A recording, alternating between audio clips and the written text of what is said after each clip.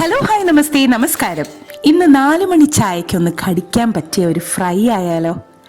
ഒരു ആലു ചില്ലി ഫിംഗറിൻ്റെ റെസിപ്പിയാണ് ഇന്നത്തെ അമ്മയുടെ റെസിപ്പി. പുറം നല്ല ക്രിസ്പിയും എന്നാൽ അകം നല്ല സോഫ്റ്റുമായിട്ടുള്ള ഒരു സ്നാക്ക്. നിങ്ങൾക്ക് എന്തായാലും ഇത് ഇഷ്ടപ്പെടും. വീഡിയോയിലേക്ക് കടക്കും മുമ്പ് നിങ്ങൾക്ക് മാത്രമല്ല കേട്ടോ, കുട്ടികൾക്കും തീർച്ചയായും ഇഷ്ടപ്പെടും. അപ്പോൾ വീഡിയോയിലേക്ക് കടക്കും മുൻപ് സബ്സ്ക്രൈബ് ബട്ടൺ ഒന്ന് ക്ലിക്ക് ചെയ്തേക്കണം. ഞാൻ എപ്പോഴും പറയാറുള്ള പോലെ തന്നെ ബെല്ലൈക്കൺ കൂടി ഒന്ന് എനേബിൾ ചെയ്യുക. റെസിപ്പി ഇഷ്ടപ്പെട്ടാൽ ലൈക്ക്, കമൻറ്റ് ആൻഡ് ഷെയർ. അപ്പോൾ അമ്മയുടെ ക്രിസ്പി ആയിട്ടുള്ള ആലു ചില്ലി ഫിംഗേഴ്സ് കണ്ടിട്ട് മടങ്ങിയെത്താം. ഒരു പാനിലേക്ക് ഒരു 2 ടീസ്പൂൺ ഓയിൽ ചേർത്ത് കൊടുക്കാം. എണ്ണ നന്നായിട്ട് ചൂടായി വന്നാൽ ഒരു 6-7 വെളുത്തുള്ളി അല്ലി, അത് നന്നായിട്ട് പേസ്റ്റ് ആക്കിയതാണ്, അതും കൂടി ചേർക്കാം. ഒന്നങ്ങ് വഴറ്റിയെടുക്കാം. വേണമെങ്കിൽ ഇത് ചോപ്പ് ചെയ്തും ചേർക്കാം കേട്ടോ, അതും കുഴപ്പമില്ല. വെളുത്തുള്ളിയൊക്കെ ഒന്ന് മൂത്ത് മണം വന്നു കഴിഞ്ഞാൽ ഒരു 1/4 ടീസ്പൂൺ കുരുമുളക് പൊടി അതും കൂടി ചേർത്ത് കൊടുക്കാം. 1/2 ടീസ്പൂൺ സാദാ ജീരകം അതും കൂടി ചേർക്കാം. ജീരകം ഒന്ന് പൊട്ടി വരണം.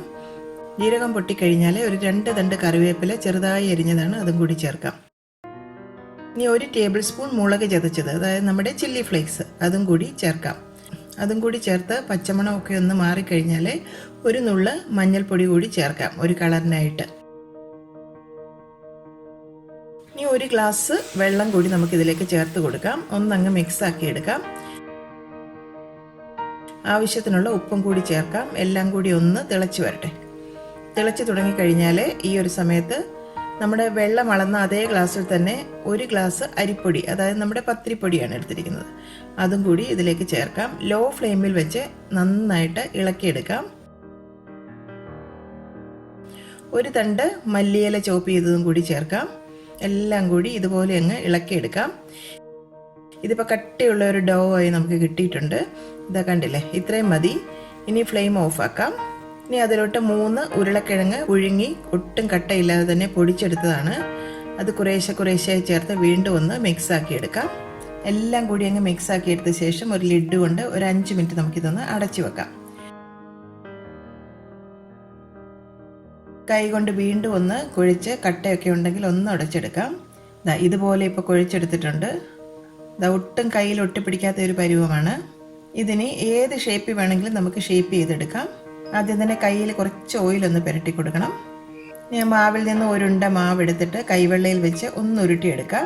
അതിനുശേഷം ഇതുപോലെ നീളത്തിലങ്ങ് ഷേപ്പ് ചെയ്തെടുക്കണം. ഇതുപോലെ കൈവെള്ളയിൽ വെച്ചിട്ട് അങ്ങ് നീളത്തിൽ ഉരുട്ടിയെടുക്കണം. ഈ ഒരു ഷേപ്പിലാണ് ഞാനിപ്പോൾ ഇവിടെ ചെയ്തെടുക്കുന്നത്. നിങ്ങൾക്ക് ഇഷ്ടമുള്ള ഷേപ്പിൽ ഉണ്ടാക്കാം കേട്ടോ, അതൊന്നും ഒരു പ്രശ്നമല്ല. ഇത് കാണാൻ നല്ലൊരു ഭംഗിയല്ലേ. കുട്ടികൾക്കാകുമ്പോൾ ഇതൊരു ഫിംഗേഴ്സായിട്ട് കയ്യിൽ പിടിച്ച് കഴിക്കാനും എളുപ്പമായിരിക്കും.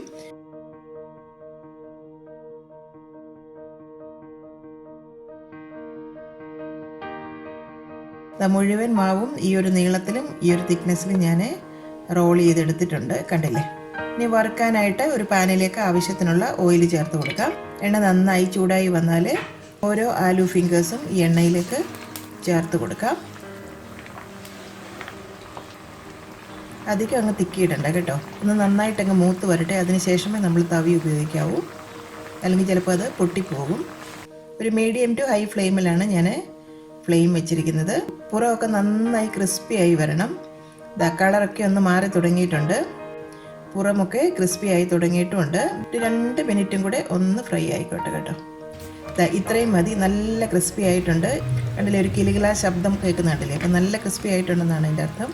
ഇതിനെ നമുക്കൊരു സ്ട്രെയിനറിലേക്ക് അങ്ങ് കോരി മാറ്റാം. ഇതിൻ്റെ ഒരു സൗണ്ട് കേൾക്കുമ്പോൾ തന്നെ നിങ്ങൾക്ക് അറിയാം അതിൻ്റെ ഒരു ക്രിസ്പിനെസ് അല്ലേ. ഒരെണ്ണം ഞാനൊന്ന് മുറിച്ച് കാണിക്കട്ടെ. പുറം നല്ല ക്രിസ്പിയും അകം നല്ല സോഫ്റ്റുമാണ്, കണ്ടില്ലേ. വളരെ ടേസ്റ്റിയുമാണ് കേട്ടോ.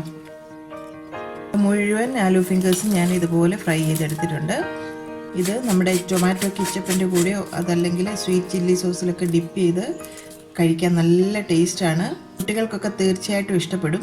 അടുത്ത 4 മണി ചായക്ക് ഈ ഒരു സ്നാക്ക് ഒന്ന് ഉണ്ടാക്കി നോക്കണം. പെട്ടെന്ന് തന്നെ നമുക്ക് തയ്യാറാക്കി എടുക്കുകയും ചെയ്യാമല്ലോ. ഞാൻ എപ്പോഴും പറയുന്നത് പോലെ വീഡിയോയെക്കുറിച്ചുള്ള അഭിപ്രായങ്ങളും റെസിപ്പി ട്രൈ ചെയ്ത് നോക്കിയതിന് ശേഷമുള്ള എക്സ്പീരിയൻസും കമൻറ്റ് ബോക്സിൽ കൂടി ഞങ്ങളുമായിട്ട് ഷെയർ ചെയ്യാൻ മറക്കല്ലേ.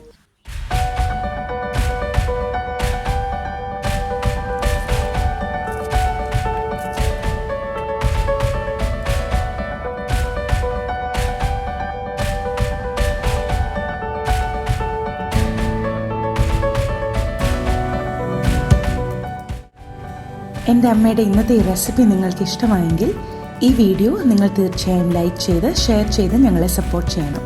ഒപ്പം തന്നെ കറി വിത്ത് അമ്മ സബ്സ്ക്രൈബ് ചെയ്യാനും ബെൽ ഐക്കൺ ക്ലിക്ക് ചെയ്യാനും മറക്കരുത്. പെട്ടെന്ന് തന്നെ ഞാനും അമ്മയും മറ്റൊരു റെസിപ്പിയുമായി എത്തും. അതുവരേക്കും നന്ദി. Good bye.